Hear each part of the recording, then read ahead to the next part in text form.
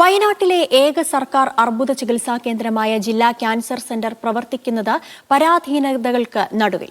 ആവശ്യത്തിന് സ്ഥലവും കെട്ടിടങ്ങളും ഉണ്ടെങ്കിലും മതിയായ ജീവനക്കാർ ഇല്ലാത്തതാണ് തിരിച്ചടിയാകുന്നത്.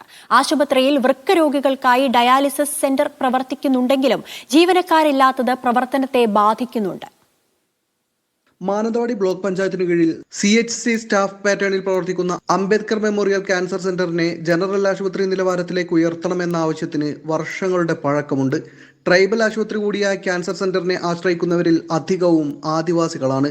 സാമ്പത്തിക പരാധീനതയും ദൂരക്കൂടുതലും കാരണം ജില്ലക്ക് പുറത്തുപോയി ചികിത്സ തേടാൻ കഴിയാത്തതിനാൽ നിരവധി പേരാണ് കഴിഞ്ഞ കാലങ്ങളിൽ രോഗം മൂർച്ഛിച്ച് മരിച്ചത്. വൃക്ക രോഗികൾക്കായി ഡയാലിസിസ് സെന്ററും 6 ഡയാലിസിസ് മെഷീനുകളും ആശുപത്രിയിലുണ്ടെങ്കിലും ജോലിക്കാരായി 3 പേർ മാത്രമാണ് ഇവിടെയുള്ളത്. 7ഓളം ഡയാലിസിസ് മെഷീൻ ഇവിടെ സജ്ജമാക്കിയിട്ടുണ്ട്. പക്ഷേ ശേഷിയുടെ പകുതി പോലും ഇവിടെ ഡയാലിസിസ് നടക്കുന്നില്ല. ക്യാൻസർ രോഗികൾ, അവശരായി വരുന്ന ക്യാൻസർ രോഗികളെ അഡ്മിറ്റ് ചെയ്യാനുള്ള സംവിധാനവും ഇവിടെ ഒരുക്കിയിട്ടില്ല.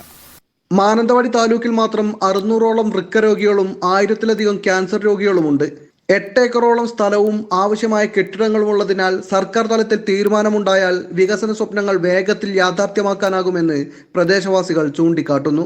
ജീവനക്കാരുടെ എണ്ണം കൂട്ടുന്നതും ആശുപത്രിയുടെ പദവി ഉയർത്തുന്നതുമെല്ലാം ചൂണ്ടിക്കാണിച്ച് സമഗ്ര മാസ്റ്റർ പ്ലാൻ തയ്യാറാക്കി അധികൃതർ നേരത്തെ ആരോഗ്യമന്ത്രിക്ക് സമർപ്പിച്ചിരുന്നു. എന്നാൽ വർഷങ്ങൾ പിന്നിട്ടിട്ടും ഇതിൽ നടപടിയൊന്നുമായില്ല.